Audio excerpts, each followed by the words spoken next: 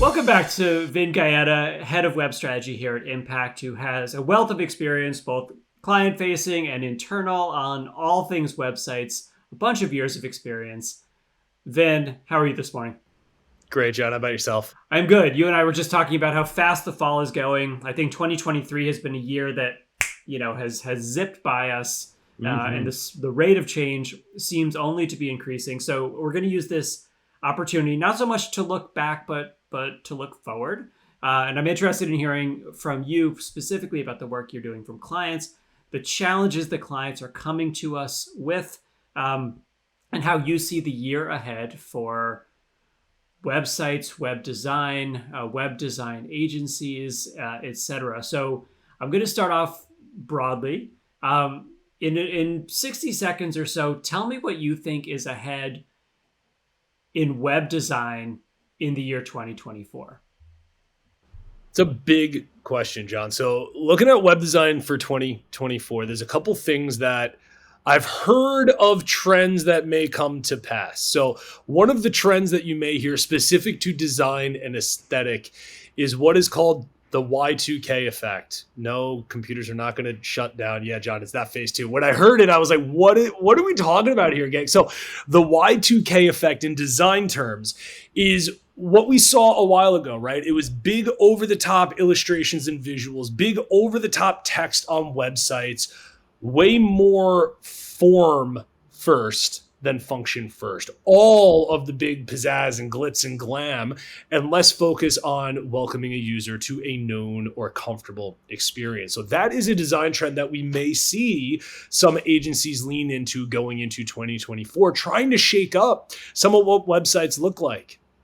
Now, for me, I'm going to say take that with a grain of salt, gang, because at the end of the day, it's about the users, right? And for me as a human, as a consumer myself, if anything feels different and I have to think about what my next step is, I'm going to take that pause moment. And in that pause moment, you may lose me. And that is where we want to look at the trends. We want to look at new things that come to pass from a design and an aesthetic standpoint and pull that into what we know can be valuable and successful for our end users, making sure that it's clear first and foremost as these trends shift. That's one of the big trends I have heard and have seen folks talk about as we go into the tail end of 2023. Now, the other thing that y'all have likely already encountered, have talked about, or maybe haven't talked about if you're under the internet rock potentially, it's AI, right? So everyone is talking about AI and it's shaking up a lot of things in our world, from how websites can potentially be built, how the code can be reviewed, which we've talked about on this series before, how we can go get after optimizing our content production, even to our images, right? So looking at tools like Midjourney or DALL-E on how we can improve those processes and get better non-stock photo-y AI generated stock photos so that our content can be better, so that it can resonate with those users. Those are two things that I think are going to only continue as a trend going into 2024, right? So some design shifts that we may or may not want to lean into, and shifting more into AI to help augment and improve our internal processes and what the users experience on the website. Yeah, fascinating stuff. And I love that we start out that way, because I think, as you and I were talking about just before we started recording, it's so important to know the difference between a trend and a fad. A trend is something that feels like it's coming, that you need to pay attention to. A fad, and this sometimes happens in design, is something that feels, very much of the moment, which, you might want to chase a little bit, but we all know what happens to a fad that's out of date, and how quickly your website or something similar can look dated, can feel like it was, built a while ago. It can feel as though it hasn't had the attention or the updating that it needs. And that is, people make assumptions about your business based on what they see online. So that's always to be kept in mind. I'm going to ask you about something else, Vin. I was talking to Marcus Sheridan, a partner and owner here at Impact, and he speaks a lot about businesses selling the way that buyers want to buy, and increasingly providing a sales-free customer experience, that a salesperson is there if you want one, but you don't have to jump through the hoops of a sales process that feel cumbersome just to buy something. And I know that a lot of the work that you do with our clients is building tools and creating experiences on a website that allow a customer to self-select, to configure pricing, to do certain steps of the sales process through the website, so that they only have to reach out to a sales team when they want to. Can you talk more about that? Yeah. It's more and more of what we see with consumers, right? No one wants to talk to a human. No one ever wants to talk to a salesperson. You go to a store and someone asks you if they can help you. They're being nice and you're immediately like, nah, I'm good. I'm just looking. You're just looking and that person has the information to help you make a better sale. No one wants to do that. So, John, to what you said, giving users the ability to get down their journey a heck of a lot faster, whatever shape that looks like. And there's a few kind of flavors, if you will, that you can choose from. So you can go, John, to what you said with a self-service tool and have it be very educational based, where we're asking some questions and then giving specific results and next steps for that journey. So understanding what they're here for, what their problems are, and then saying, cool, John, based on what you told me, here's 5 pieces of content that you should go digest now. After you've done with that, here's what the next couple steps could look like, including maybe talking to a human if you're ready. That's kind of flavor one, right? The second one, to what you said, is very much pricing. And for those that are like, oh no, pricing, that's the biggest thing every user is looking for on your site. If we're not talking about pricing, they will go elsewhere and find it. And if I'm going to add to that, if we're not making it easy for them to understand what their price could look like, you're not going to likely win them if someone else is willing to do that. So be the person willing to talk about it in a way and give the details in a way that no one else in your space is willing to talk about that pricing. And a calculator, a tool, an estimator can do just that. And it's an estimator, gang. It doesn't have to be a bulletproof price. You can say, this is going to be shored up by a human. That's the motion of actually getting into the sales process at that point, but you're enabling them to get way down deeper. Second flavor. Third, and this is where we go back into AI and robots, gang. The more that robots become smart, and we're not talking Skynet, we're talking self-service for robots, right? So software companies are thinking about this. HubSpot just announced that they are going to be looking at their chat bot and giving that the ability to learn from all of the content on your website.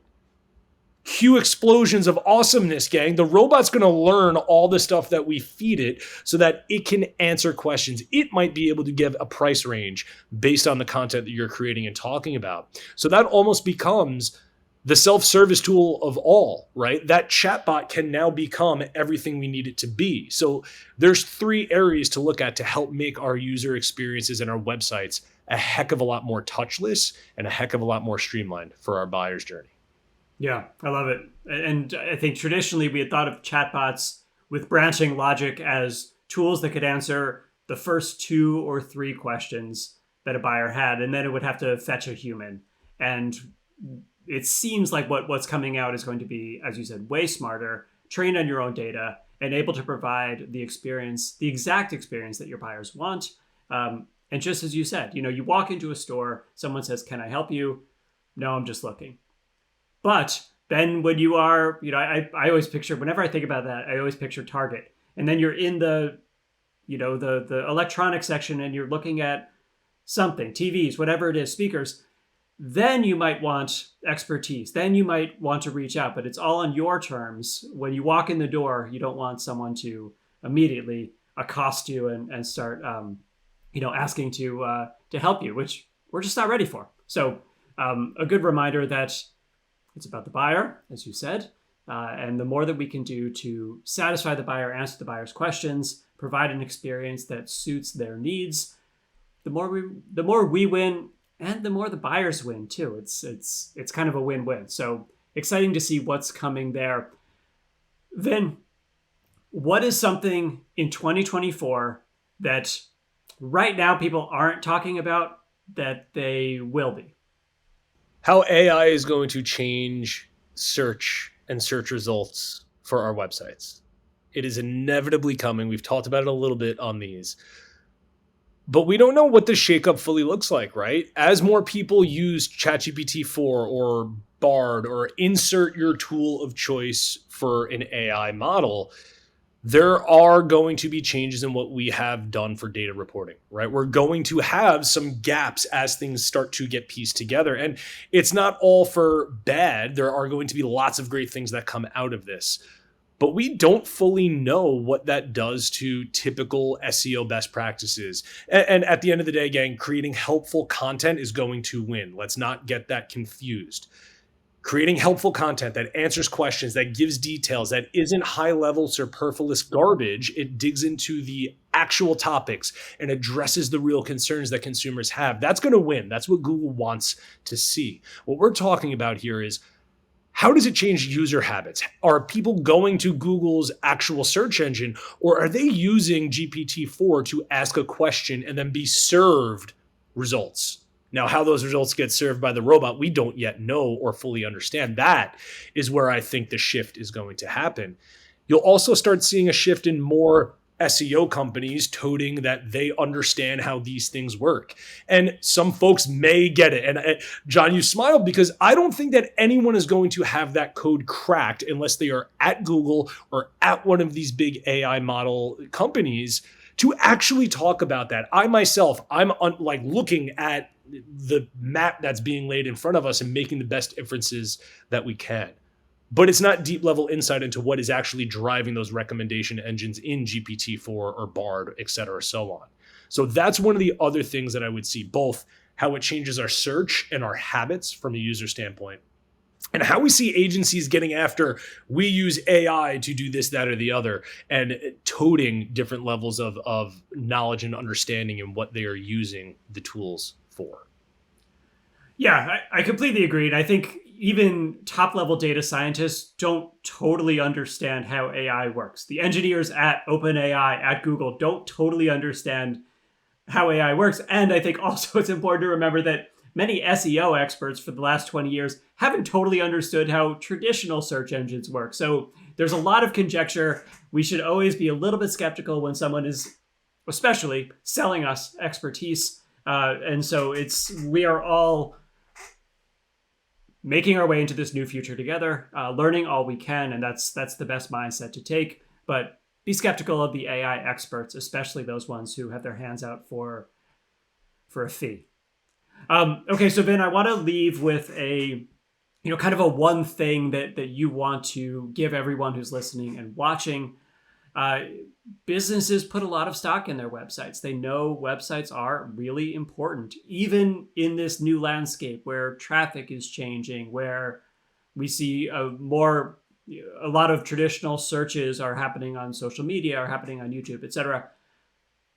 Even saying all of that, what is your one piece of advice into the new year for all business leaders regarding their websites? Every year, companies, including us, put out these things of what to look for in the next coming year and what's going to change, what's going to shift. Here's what I know fundamentally will never change, ever. Users wanting the right information. The more that we make our website the best salesperson, the best educator, the best trust builder for our users, our business is going to gain the rewards. There's going to be a lot of flashy things that come out from AI. And there's so many businesses that have not yet cracked the code of talking directly to their user in a way that is not selfish. It's not a self-fulfilling piece. It is selfless in giving them all the information, showing that we resonate with their problems, and giving them the considered journey on our websites. It's easy to get overwhelmed with all the stuff and all the new things that we can go get after. And usually that leads to us missing the one-on-one basics of, let's tell them that we know their pain. Let's show them what the solution to that pain could be and explain why we could be a good option in the possible options that they have. So talking about the other pieces to that competitor landscape as well, so that we can build that trust and let them sell themselves. It's not about us selling them on our website. It's about them selling themselves with the information that's readily available and being the ones willing to put that information on our own website.